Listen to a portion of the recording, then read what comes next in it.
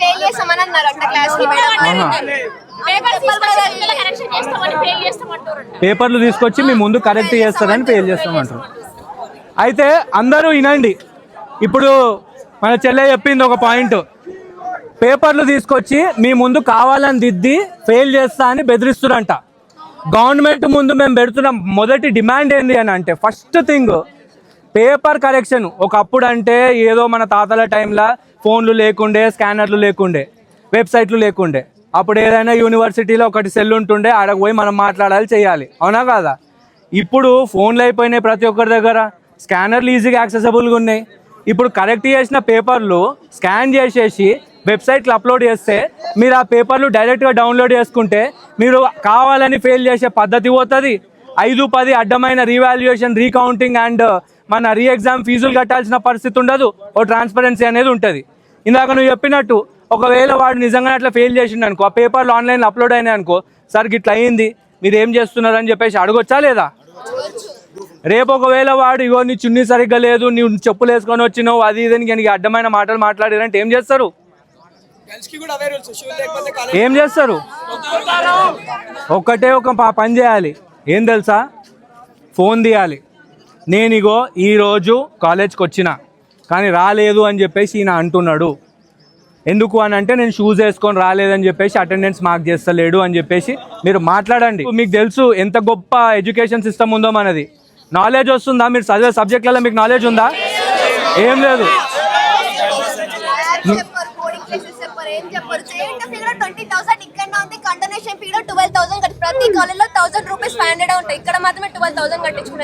ఇది condonation ఫీజా? Polytechnic వాళ్ళకి అదే బయోమెట్రిక్ అటెండెన్స్ ఉంటుంది, మీకు తెలుసా? ఒకవేళ వాడి అటెండెన్స్ తగ్గితే వాడు ఏడికి పోతాడు? SBTET అని ఉంటుంది, ఆడికి పోతాడు. సో అట్లనే ప్రతి ఒక్క ఇంజనీరింగ్ కాలేజీలో బయోమెట్రిక్ అటెండెన్స్ ఉండాలి. ఏదైనా ఇష్యూ ఉంటే చక్కగా దానికి సంబంధించిన బోర్డు దేరుకోవాలి, కానీ కాలేజ్ అని దేరుకోవాలి అటెండెన్స్ అడుక్కునే పరిస్థితి ఉండొద్దు. అట్లా ఉండాలి అని అంటే బయోమెట్రిక్ అటెండెన్స్ తీసుకొని డివైస్లు అండ్ దాని ముందు ఒక కెమెరా, ఈ రెండు ఉండాలి. ఆ రెండు గవర్నమెంట్ కంట్రోల్ ఉండాలి, అవునా కాదా? అప్పుడు ఇట్లా చేస్తే ఏమవుతుంది? నువ్వు వచ్చినావు చెప్పులు వేసుకున్నావు, లేకపోతే నువ్వు ప్యాంట్ వేసుకొని వచ్చినావు, లేకపోతే నీ హెయిర్ కట్ ఇట్లుంది, ఇట్లాంటివన్నీ అడ్డమైనవన్నీ లేకుండా మీ అటెండెన్స్ మీకు మార్క్ అవుతుంది. పైసల గురించే కాదు ఇవన్నీ చేస్తుందని చెప్పి మనం ట్రాన్స్పరెంట్ సిస్టమ్ గురించి కొట్లాడుతున్నాము. ఇప్పుడు ఆన్సర్ స్క్రిప్ట్స్ మీరు చూసుకునేటివి ఆన్లైన్ అప్లోడ్ అయితే ఎంత ట్రాన్స్పరెంట్గా ఉంటుంది? ఉత్తపుణ్యానికి ఫెయిల్ చేసేసి రివాల్యుయేషన్ ఎగ్జామ్ ఫీజు కట్టిన తర్వాత పాస్ చేసుడు, ఇది కరెక్ట్ అయ్యే సిస్టంలో కాదు కదా. సో వీటి గురించి మనం ఫైట్ చేయాలి. మన డిమాండ్స్ మీకు అర్థమైనాయా? ఈ 5,000 రూపాయలకి చిల్లర ఫీజు ఎంత గలీజ్గా ఉంది తెలుసా? రిసిప్ట్ ఇయ్యము, మీరు ఏం చేసుకుంటారో చేసుకోండి. మా డిమాండ్ ఏంటంటే ప్రతి engineering college, university cashless campus లెక్క కావాలి. బుక్స్ తీసుకోకపోతే అటెండెన్స్ ఇయ్యరు. ఇదే మన మంచిగా ఉందా?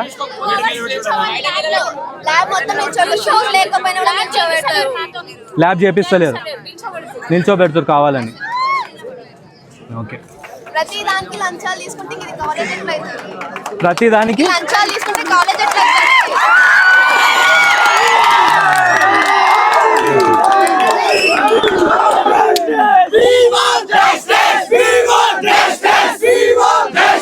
ప్రతి ఇంజనీరింగ్ కాలేజ్లో ఇవన్నీ ఉంటే మనకి ఇట్లాంటి ప్రాబ్లమ్స్ ఉండవు.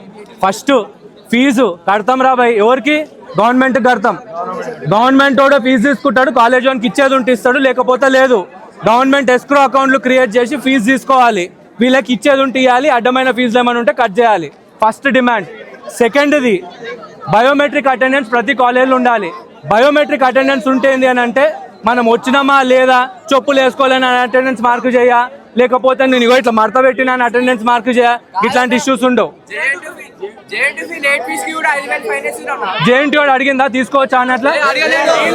వీటన్నిటికి కూడా ఏంది అని అంటే జేఎన్టీ వాడు ఒకటి సర్క్యులర్ రిలీజ్ చేస్తారు, అది ఉంటే కట్టండి, లేకపోతే లేదు. అండ్ మీ ఆన్సర్ స్క్రిప్ట్స్ కూడా కరెక్షన్ అయిన తర్వాత స్కాన్ చేసి పెడితే మనకి ప్రాబ్లం ఉండదు. రీవాల్యుయేషన్, రీకౌంటింగ్ అడ్డమైన ప్రాబ్లమ్స్ అన్నీ ఉండవు మనకు, అవునా కదా? యా,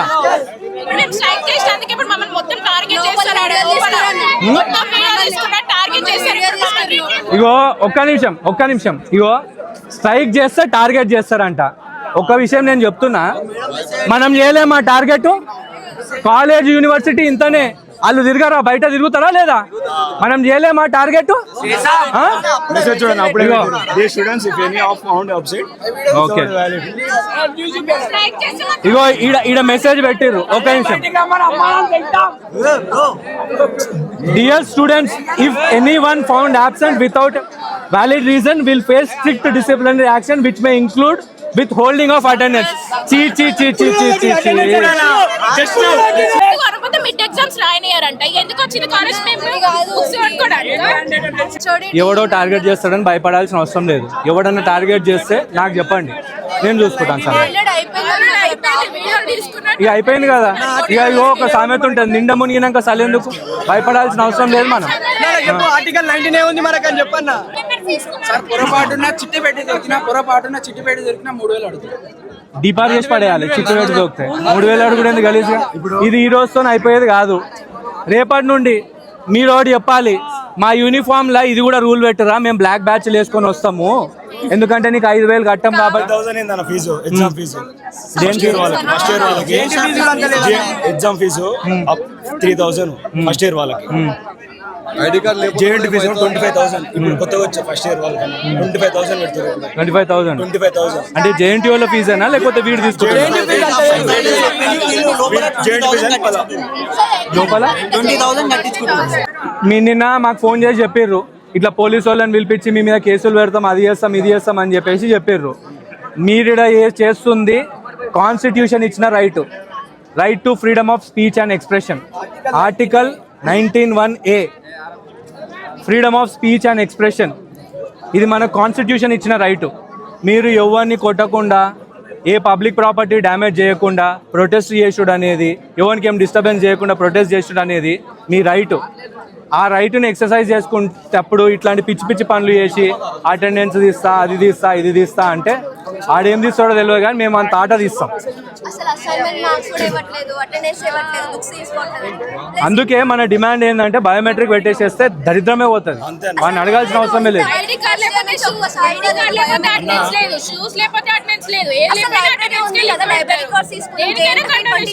ఐడి కార్డ్ అంటే మీ టీచర్లు మిమ్మల్ని గుర్తుపెట్టారా? గుర్తుపడతారు కదా.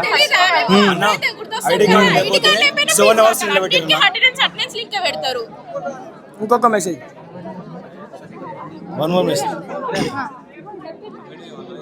ఈ బ్లాక్ మెయిల్ అన్ని దందా బంద్ కావాలంటే మాట్లాడాల్సిందే. మీరు బయటకు వచ్చి మాట్లాడాలి. మీరు ఇగో రేపేమైనా ప్రాబ్లం క్రియేట్ చేసిరు అనుకోండి, వీడియోలు తీయండి. ఒకసారి భయం అనేది ప్రతి ఒక్క మనిషికి ఉంటుంది, భూమి మీద పుట్టిన ప్రతి జీవికి ఆ భయం అనేది ఉంటుంది, కానీ ఆ భయాన్ని ఎదిరించి మనం ముందుకు పోవాలి. ఏం చూస్తాం?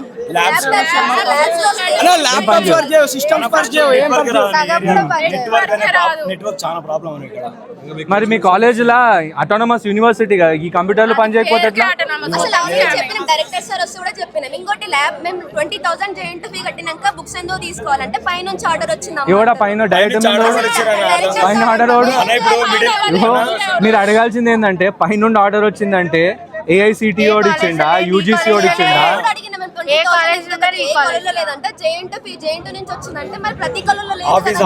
జేఎన్టీ నుండి వస్తే జేఎన్టీ ఓడు ఇట్లా సర్కులర్ రిలీజ్ చేస్తాడు కదా, అది చూపించరా మీకు? మరి ఎందుకు అర్థం? 10,000 అని 4,000, జేఎన్టీ ఫీజ్ అని 4,000, అదర్ కరిక్యులర్ యాక్టివిటీస్ అని 4,000, ఇట్లా అంతా టోటల్ 20,000. కరిక్యులర్ యాక్టివిటీస్ అంటే ఏముంటాయి మీ కాలేజ్? స్పోర్ట్స్ ఆడుకోవాలన్నా నువ్వే పైసలు పెట్టాలి. అది కాదు, ఇంత పెద్ద గ్రౌండ్ ఉంది కదా, మీకు ఆ ఫిజికల్ ట్రైనింగ్ కి సంబంధించి ఏమన్నా ఉన్నాయా?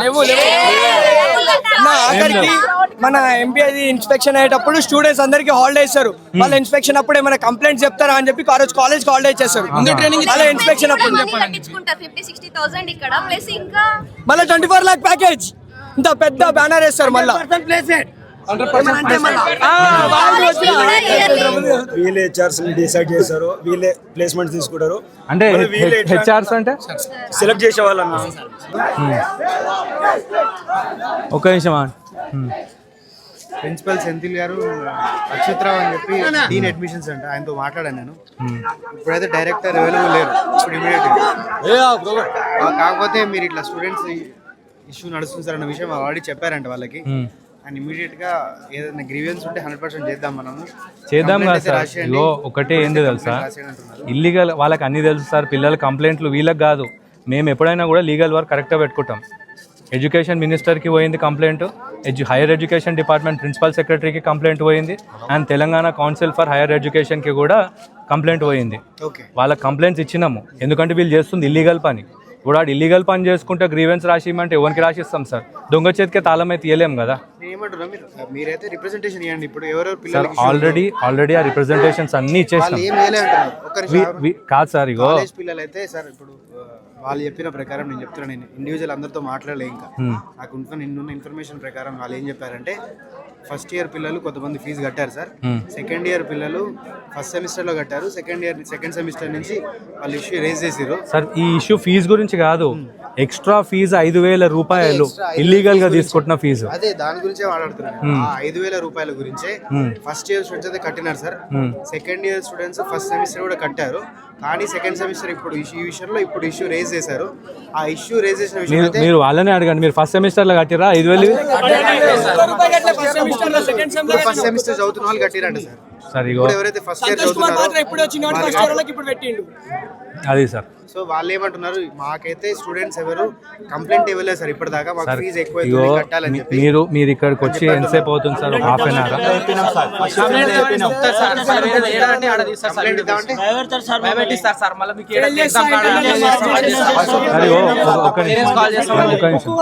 ఒకవేళ మీరు అన్నట్టు మీరు లీగల్ గా అఫీషియల్ గా కూడా ఇట్లాంటి గ్రీవెన్స్ రేజ్ చేసి కంప్లైంట్ ఇస్తే మేము యాక్షన్ తీసుకుంటే పోలీసు వాళ్ళు ఉంటారు.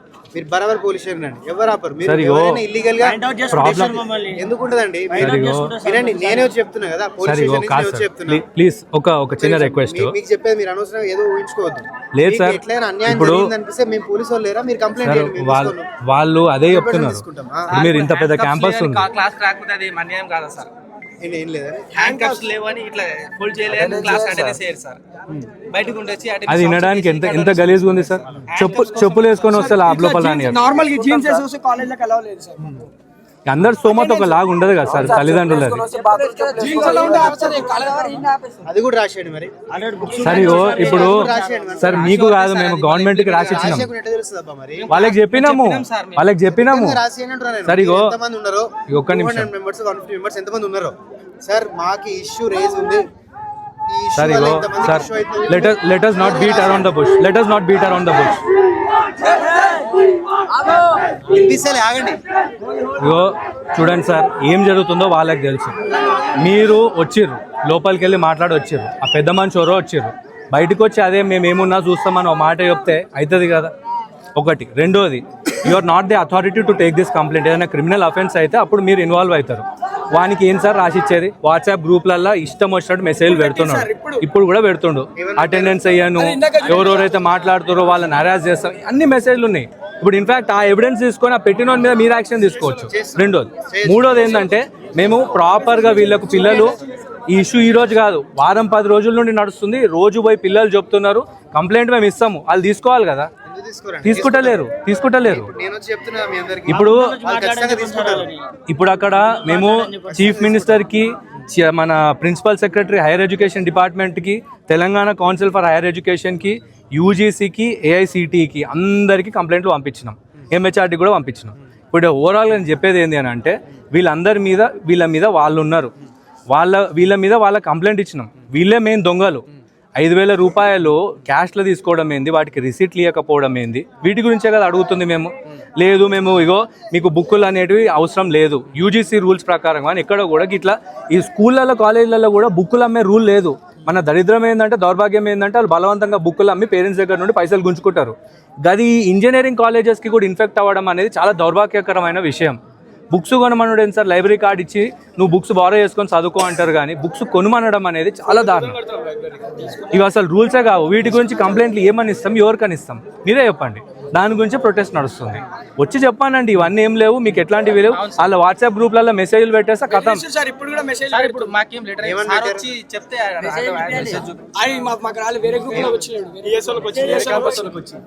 ఈ రోజు ఇంతమంది వచ్చిర్రు, ఈ రాని వాళ్ళను మేము చూసుకుంటాము.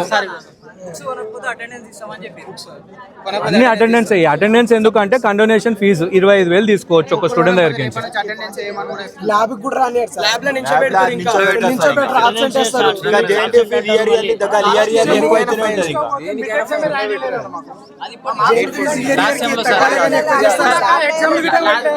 ఫీజ్ క్లియర్ ఉన్నాయి, అన్ని క్లియర్ ఉన్నాయి సార్. ఓన్లీ బుక్సే కొనలేదు సార్, కొంచెం ప్రాబ్లం వల్ల ఆయన ఎగ్జామ్ రానియలేదు సార్. 25,000 12 to 25,000 ఇవన్నీ గవర్నమెంట్ రూల్స్ కి విరుద్ధం సార్. దాని గురించి మేము ఇంత లేదు సార్. Attendance max 3,000 highest. ఇప్పుడు మీరు ఒకళ్ళు యూనిఫామ్ గురించి చెప్పినారు, ఇప్పుడు కొత్తగా వచ్చిన 5,000 రూపీస్ బుక్స్ ఫీజు ఒకళ్ళు అంటున్నారు. నెక్స్ట్ రీసెంట్ ఇప్పుడు కండోనేషన్ అంటున్నారు. ఇప్పుడు ఇన్ని ఇష్యూస్, మల్టిపుల్ ఇష్యూస్ ఉన్నాయన్నప్పుడు నేను ఇప్పటిదాకైతే నేను ఒకటి 5,000 రూపీస్ సంబంధించి ఇష్యూ అనుకుంటున్నాను. కాకపోతే మీరు ఎటికెట్ గురించి మల్టిపుల్ ఇష్యూస్ ఇప్పుడు ఇష్యూస్ ఉన్నప్పుడు నేనైతే ఎవరైనా సరే 100% వెంటనే ఇదే టైం ఇట్లా అనగానే ఇష్యూ అయితే రిజాల్వ్ కాదు కదా సార్. అందుకే దాని గురించి వాళ్ళతోటి కాంక్రీట్ గా చెప్పిస్తాను. ఒక్క నిమిషం, ఏమని మీరు ఈ రోజు కంప్లైంట్ ఇస్తున్నారు, కంప్లైంట్ ఇచ్చిన 1 day or 2 days వాళ్ళు 1-2 days టైం ఇవ్వండి, వాళ్ళు దాన్ని బట్టి రిప్లై ఇస్తారు. వాళ్ళు రిప్లై కాదు సార్. ఇది ఏంటంటే విషయం ఏంటంటే ఇప్పుడు ఈ రోజు ఈ ఇష్యూ ఇట్లా జరుగుతుంది, ఇట్లా వీళ్ళు ప్రొటెస్ట్ కి కూర్చుంటున్నారని నిన్న వాళ్ళ నోటీస్ కి పోతే వాళ్ళు మీ పేరు చెప్పుకొని ఇలా మేము కేసులు పెడతా అని బెదిరించే కాడికి, ఒక నిమిషం, బెదిరించే కాడికి ఈడికి వ్యవస్థ దిగజారిందంటే వాళ్ళ నోటీస్లో లేనట్ట. మీరు ఎందుకు ఇస్తారు రైటింగ్ లా, ఎందుకు ఇస్తారు అంటే మీ నోటీస్లకు దేనికి? ఆల్రెడీ మీ నోటీసులు ఉన్నదానికి మేము ఇట్లా ప్రొటెస్ట్ చేస్తాం, మీరు ఇంటలేరు అని అంటే మీరు కేసులు పెడతా అని బెదిరిస్తే అది ఎంతవరకు కరెక్ట్? అది ప్రాబ్లం. మెంటల్ గా ఫుల్ టార్చర్ చేస్తున్నారు సార్. అవును సార్, అది కాలేజ్ అది అర్థం కావట్లేదు సార్. ఫుల్ ఒక ఫిజికల్ మెంటల్ ఫుల్ టార్చర్. అది అసలు ఒక మైండ్ మొత్తం డెడ్ ఎలా చేస్తున్నారు సార్. ముందుకు రా. ఫిజికల్ గా ఫుల్ డెడ్ ఎలా చేస్తున్నారు ఒక స్టూడెంట్ ని. అసలు అది కాలేజ్ స్కూల్ అసలు నాకు అర్థం కావట్లేదు సార్. ఇది ఫార్మల్ ఎడ్యుకేషన్ సార్. మీరు కాలేజ్ కి వచ్చినా కానీ మీరు కాలేజ్ కి రాలేరు, షూస్ వేసుకోలేరు, హ్యాండ్ కప్స్ పోలు అని చెప్పి అబ్సెంట్ వాడికి ఎంత 1,000 నుంచి 25,000 ఎంత అనిపిస్తుంది చేసాడు. నేనే ప్రూఫ్ సార్. 12,000 కండోనేషన్ వేసి నీ సెమిస్టర్ ఎగ్జామ్స్ రాయలేదు. నేను అన్ని తీసుకొని వచ్చిన, మాట్లాడిపించిన, పేరెంట్స్ మాట్లాడిపించిన, మెడికల్ సర్టిఫికేట్లు అవన్నీ దొంగ సర్టిఫికేట్లు అన్నారు. ఏ చిన్న హాస్పిటల్ అయితే కాదు కదా దొంగ సర్టిఫికేట్లు ఎందుకు? మాకు సరదాకా MRI స్కాన్లు అవన్నీ మేము తీపించుకునేది, అవన్నీ దొంగ సర్టిఫికేట్లు అని వీళ్ళు ఎట్లా ప్రూవ్ చేస్తారు? కట్టలేదు, నేను ఎగ్జామ్స్ రాయలేదు, సెమిస్టర్ రాయలేదు. పోయిన సెమిస్టర్ అవే వేరే సర్టిఫికేట్ చూపిస్తే 5,000 కట్టిన, రిసిప్ట్ లేదు. అది కండోనేషన్ కాదు, అది డిపాజిట్. మీరు నెక్స్ట్ సెమిస్టర్ 75% అటెండెన్స్ మెయింటైన్ చేస్తే మీ 5,000 మీకు రిటర్న్ ఇస్తాము, మీ 12,000 మీకు రిటర్న్ ఇస్తామని మాట్లాడుతున్నారు. ఎవరు ఎందుకు ఇస్తారు? మాకు ప్రూఫ్ లేదు, మేము కట్టినామంటే నువ్వు ప్రూఫ్ చూపి అంటే ఏం చూపాలి? ప్రూఫ్ క్యాష్ రూపంలో తీసుకుంటారు మాకు. కనీసం అది ఫోన్ పే గూగుల్ పే అంటే ట్రాన్సాక్షన్ హిస్టరీ ఉంటుంది మాకు కట్టినట్టు, అది కూడా లేదు. మరి ఎవరికి అడగాలి మేము? ఇగో అన్ని కంప్లైంట్ మీరు రిటర్న్ అంటున్నారు. వాళ్ళకు గ్రూపులలో అన్నిట్లలో పెట్టిన మెసేజ్లు ఉన్నాయి, వాళ్ళకు అన్ని నోటీసులు ఉన్నాయి. సార్ ఇది కరెక్ట్ కాదు అని 100 సార్లు చెప్తే కూడా ఇంటలేదు. ఒకవేళ కరెక్ట్ అయి ఉంటే వాళ్ళు బయటకు వచ్చి మాట్లాడాలి. ఇది ప్రొటెస్ట్ ఆపడానికి ఎందుకు చూస్తారు? వాళ్ళు చేస్తుంది తప్పనే కదా, వాళ్ళు చేసే తప్పని తెలుసు కాబట్టి ఇక్కడ ప్రొటెస్ట్ ఆపడానికి చూస్తారు, పోలీసు వాళ్ళని పిలిపిస్తారు. అది ఒకవేళ తప్పు కాకపోతే డైరెక్ట్ వచ్చి ఇక్కడ నించొని మేము చేస్తుంది తప్పు కాదని ప్రూవ్ చేయాలి సార్. దొంగతనంగా ఎందుకు లోపల ఉండి మాట్లాడు? మాట్లాడేది కాక స్టూడెంట్స్ ని బ్లాక్ మెయిల్ చేసాడు, మీ అటెండెన్స్ ఇస్తా, మిమ్మల్ని చూసుకుంటాం, ఎట్లా పాస్ అవుతారో చూస్తా అని ఎట్లా మాట్లాడుతారు అంటే భయపెడుతారు. అదే సరే రేపటి దినం ఒక స్టూడెంట్ ఇదే కాలేజ్ లో చచ్చిపోతాడు, అప్పుడు ఎవరి రెస్పాన్సిబిలిటీ? కాలేజ్ తీసుకుంటుందా? CCTV కెమెరాలు కూడా లేవు ఇక్కడ. ఎవరి రెస్పాన్సిబిలిటీ? అంటే ఎవరికి వాళ్ళు హీరోలు అనుకుంటారు, వాచ్మెన్ వాళ్ళు సార్లు అనుకుని వాళ్ళు చేస్తారు. అంటే మేము స్టూడెంట్స్ ఇంకేమన్నా? మేము బీటెక్ వచ్చి కూడా 10th class 9th class rules పాటించడం ఏంది? మేము పైసలు కట్టేది గవర్నమెంట్ కాలేజ్ లెక్క పైసలు కట్టి కూడా మేము వాళ్ళు చెప్పిన మాట వినుడేంది? ఒక మాట మాకు అడిగే రైట్స్ లేవా? 100% ఉంది రైట్ మీకు. ఇంకేం మాట్లాడాలి సార్? మేము రైట్స్ ఉన్నందుకే ఇలా ఇంతగానో స్టార్ట్ చేసి ఇంత గట్టిగా నించొని మేము టార్గెట్ అయినా పర్వాలేదు, మమ్మల్ని రేపు ఏం చేసినా పర్వాలేదు అని చెప్పి ఇంతమంది స్టూడెంట్స్ ముందుకు వచ్చి. సార్ ఓవరాల్ గా ఒకటి ఏంది అని అంటే ఇక్కడ ఈ పిల్లల దగ్గరికి నుంచి 5,000 రూపాయలు ఇల్లీగల్ గా వసూలు చేస్తారు బుక్స్ పేరు చెప్పి. ఇంజనీరింగ్ కాలేజ్ ఎవ్వడు బుక్స్ అమ్మాడు, నారాయణ చైతన్యవాడు అడుగుతానే వదులుతలేం మేము. ఇంజనీరింగ్ కాలేజ్కి కూడా రోగం పట్టుకుంటే గలీజ్. ఇది వాళ్ళకి తెలుసు, వాళ్ళ నోటీసులు ఉంది, ఆల్రెడీ ప్రాపర్ వేలో వీళ్ళు ఇంటిమేట్ చేసిర్రు. మళ్ళీ సెకండ్ది ఇగో గిట్లా ఒకవేళ పిల్లలు ఫుల్ కాకుండా ఇట్లా వేసుకొని వస్తే వాటికి కూడా ఫైన్లు వసూలు చేస్తున్నారు. అట్లా ప్రాబ్లం అయితే మరి మీరు కూడా యూనిఫామ్ మీద ఉన్నారు, మీరు ఎట్లా పెట్టుకోరు? ఇది ప్రాబ్లం కదా సార్. మరి మేము స్టూడెంట్స్ మేము ఇట్లా పెట్టుకుంటే ప్రాబ్లం అన్నప్పుడు మరి ఆఫీసర్స్ అండి మీరు పెట్టుకుంటే ప్రాబ్లం లేదు కదా? నార్మల్ మీకు చెప్తున్నా తప్పు కాదు. విషయం ఏంటంటే ఇప్పుడు ఎప్పుడైనా కూడా వ్యవస్థల గురువులు విద్య గురించి జ్ఞానం గురించి మాట్లాడితే బాగుంటుంది. వీళ్ళు ఏడికి దిగజారిపోయారు అంటే యూనిఫామ్లు చెప్పులు వేసుకొని వచ్చినవు ఇవన్నీ ఎందుకంటే అటెండెన్స్ కట్ చేస్తారు. అటెండెన్స్ ఎందుకు కట్ చేస్తారు అంటే కండోనేషన్ ఫీజు. క్లాస్ లో 70 మెంబర్స్ ఉంటే మినిమం 50 మెంబర్స్ కి కండోనేషన్ పక్కా.